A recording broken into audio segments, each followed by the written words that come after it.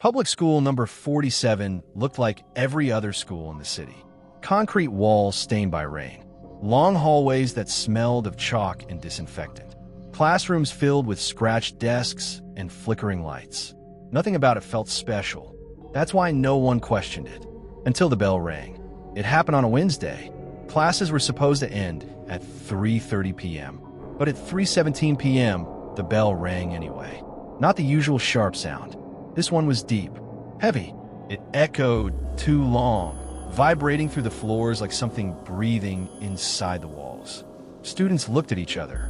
A few laughed. Someone said, "Guess the system's broken." But Mr. Holloway, the old janitor, froze in the hallway. His face turned pale.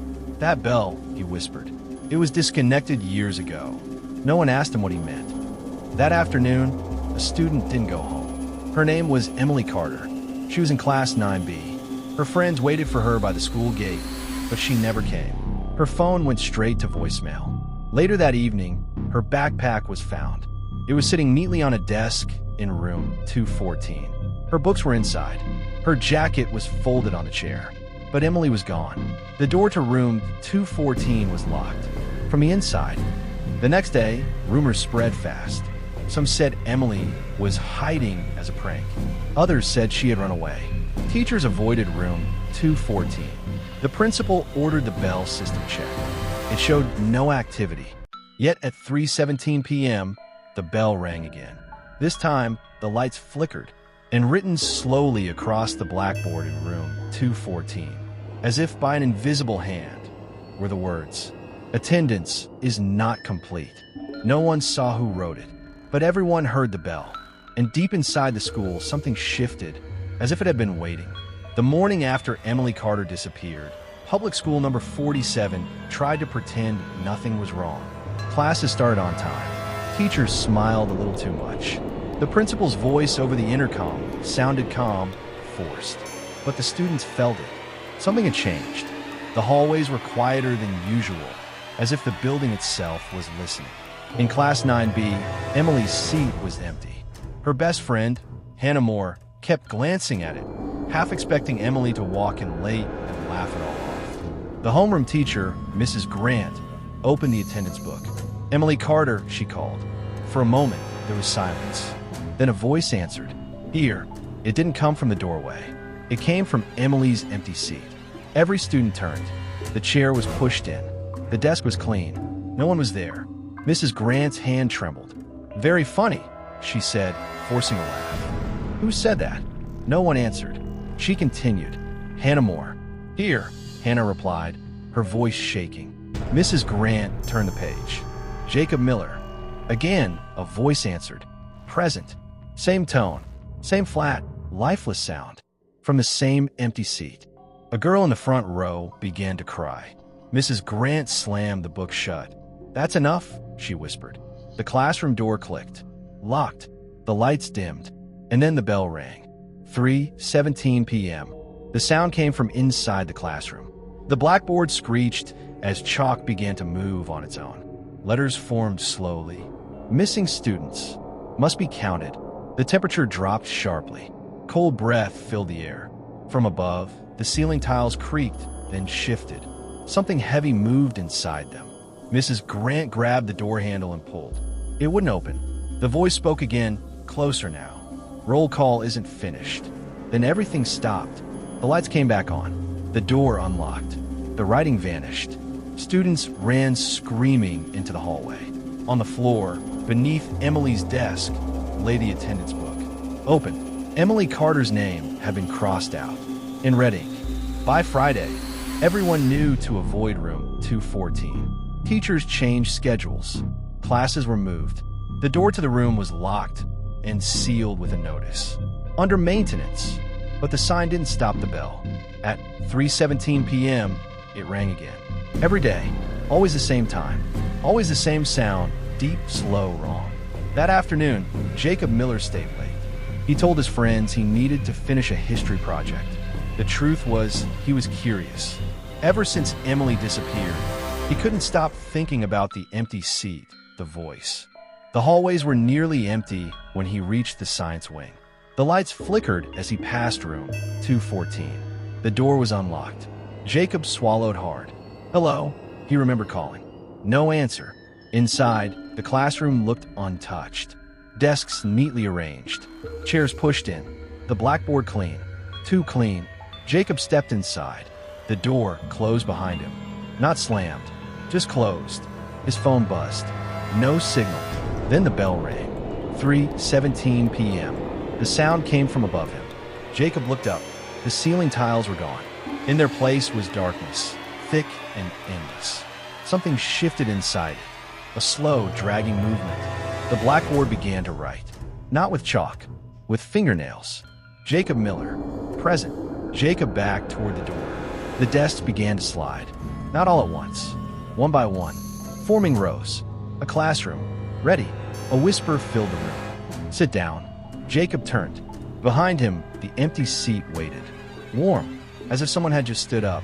The lights went out. Outside, a teacher passed the science wing and paused. For just a second, she thought she heard a student laughing. Then the bell stopped. Room 214 locked itself. From the inside.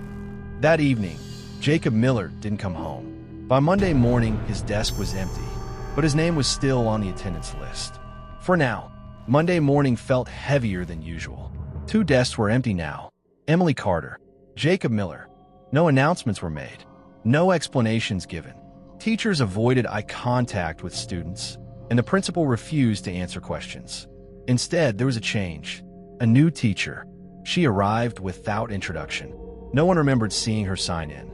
Her name was written on the board in perfect, thin letters. Ms. Bellows. She was assigned to Class 9B. Ms. Bellows looked unfinished. Her skin was pale, almost gray. Her eyes were too dark, as if light couldn't reach them. When she smiled, it took a second too long, like she was remembering how. "Good morning, class," she said softly. Her voice echoed slightly, even though the room was full. She began the lesson without opening a book. "Today," she said, "we will review attendance." Hannah felt her stomach tighten. Ms. Bellows picked up the attendance book. It wasn't a new one. It was the old one, the missing one. She flipped through the pages slowly, her fingers never quite touching the paper. "Emily Carter," she read. Silence. Ms. Bellows looked up, her eyes fixed on Emily's empty seat. "Here," a voice replied. It came from beneath the desk. Several students screamed. Ms. Bellows smiled. "Jacob Miller." "Present," came the reply. The desks began to vibrate. The windows fogged over from the inside. Ms. Bellows closed the book. "Very good," she said. "Now we begin the lesson." The chalk moved on its own. It wrote a single word on the board. "Return." The bell rang. 3:17 p.m. Ms. Bellows turned toward the class. "Class dismissed," she whispered. But no one could move. Her shadow stretched across the floor, too long, bending toward the empty desks. "Some students," she added, "haven't finished learning." At the end of the day, Ms. Bellows was gone. No record of her employment existed. But on the blackboard, carved deep into the wood, were 2 new marks. 2 names, and space for more. After Ms. Bellows disappeared, the school announced mandatory detention. No reason was given, only a list of names posted on the main hallway board. Hannah Moore's name was on it. So was Lucas Reed, Olivia Park, and Daniel Foster. Room 214. Time 3 p.m. Hannah's hand shook as she read it. Room 214 was supposed to be closed. Yet there it was, open. At 2:59 p.m., the 4 students stood outside the classroom door. The hallway lights flickered. No teachers, no janitor, no sound. The door slowly opened on its own. Inside, the desks were arranged differently. Not in rows, in a circle, 4 chairs. "Waiting. Maybe we should go," Olivia whispered. The bell rang. 3:17 p.m. The door slammed shut. Locked. A voice filled the room. Not from one place, but everywhere. "Detention is for unfinished students." The lights dimmed. The blackboard began to glow faintly. Names appeared one by one. Emily Carter, Jacob Miller. Then a new line formed. "Hannah Moore." Hannah screamed. Lucas ran to the door, pounding on it. "Let us out." The desks began to slide inward. Slowly, the air grew cold. From beneath one of the chairs, a hand reached out. Pale, thin, familiar. Emily's voice whispered, "Hannah, you took my seat." The bell rang again. Daniel felt something wrap around his ankle. He was pulled backward, screaming, his nails scraping the floor. The lights went out. At 3:30 p.m., the door to room 214 opened. Only 2 students walked out, Hannah and Olivia. They didn't speak. They didn't cry. They didn't blink. Lucas Reed and Daniel Foster were never seen again. That evening, the detention list was updated. 2 names crossed out. 2 new spaces left blank. Waiting, Hannah didn't return to school the next day. Neither did Olivia. By Thursday, the school felt hollow. Entire rows of desks sat empty now, their surfaces clean, as if no one had ever used them. Teachers stopped taking attendance out loud. They marked names silently, eyes fixed on the page, afraid to look up. But the bell still rang. Every day, at 3:17 p.m. During third period, Ethan Brooks felt something slide onto his desk. A hall pass. Old, yellowed. The ink had faded, but one word was still readable. Return. Room 214. Time 3:17 p.m. Ethan looked around. No one else had received one. The teacher hadn't moved. She was staring at the board, unblinking. He raised his hand. "Miss." No response. The bell rang. 3:17 p.m. The classroom door unlocked itself. Ethan stood. His legs moved without his permission. The hallway stretched longer than it should have, lights dimming one by one as he walked. His footsteps echoed, but they didn't sound like his own. When he reached room 214, the door was already open. Inside, the desks were gone. Only chairs remained, lined up, facing the blackboard. Names were carved into the floor beneath each one. Emily, Jacob, Lucas, Daniel. 2 empty spaces remained. The blackboard wrote on its own. Hall pass approved. The bell rang again. Behind Ethan, the door closed. A whisper slid past his ear. "You may take your seat now." He turned. One of the empty chairs was warm. That night, Ethan Brooks' parents reported him missing. The next morning, his name was removed from the school database. But at 3:17 p.m., a new chair appeared in room 214. Only one space left. By now, students had stopped counting how many were missing. It was safer not to know. Teachers spoke in whispers. Some quit without notice. Others showed up but looked empty, like they were already halfway gone. Only one desk remained occupied in Class 9B. Sarah Collins. She had survived by doing one thing differently. She never stayed late. She never answered the bell after 3:17 p.m. She never looked at room 214. But on Friday, she made a mistake. During lunch, she noticed something new. A desk had appeared in the cafeteria, right in the middle of the room. Old, scratched, with a carved name. Sarah Collins. Her heart dropped. Students passed by it without noticing, except one person, Mr. Holloway. The janitor stared at the desk, his face ashen. "They're almost finished," he whispered. Sarah grabbed his arm. "What's happening?" she begged. He swallowed hard. "Years ago," he said, "there was a fire, a locked classroom. A bell malfunctioned. Students burned while attendance was still being taken." Her blood ran cold. "They were never counted out," he continued. "So they're still here." The bell rang. 3:17 p.m. The cafeteria emptied instantly. Sarah was alone. The desk scraped closer. The floor beneath it darkened, charring like burned wood. A voice rose from inside the desk. "Last seat," it whispered. Sarah ran. The hallways twisted, doors locking as she passed. Exit signs pointed the wrong way. At the end of the corridor stood room 214, its door wide open. Inside, one chair waited, warm, breathing. The bell rang again. Sarah slammed the door of room 214 behind her. It locked instantly. The air inside was thick and hot, nothing like the rest of the school. The smell of smoke burned her lungs. The walls were no longer concrete. They were blackened, charred. Burn marks climbed the surfaces like frozen flames. The desks were gone. Only chairs remained now. Filled. Emily, Jacob, Lucas, Daniel, Ethan. They sat perfectly still. Their skin was gray, cracked like ash. Their eyes were open, glowing faintly from within, reflecting fire that wasn't there. Sarah backed away, sobbing. "You're dead," she whispered. Emily's head turned. "No," she replied calmly. "We're attending." The bell rang. But this time it wasn't metal. It was screaming. The ceiling split open. Above them, fire burned without heat, licking downward, frozen in time. Mr. Holloway stepped out of the flames. His clothes were burned. His face was blistered. "I tried to unlock the door," he said quietly. "Years ago, they locked me in too." Sarah fell to her knees. "How do I leave?" she cried. Mr. Holloway pointed to the blackboard. Words burned into it. "Final attendance." A list of names appeared. All of them, except one. Sarah Collins. The bell rang again. 3:17 p.m. The fire surged.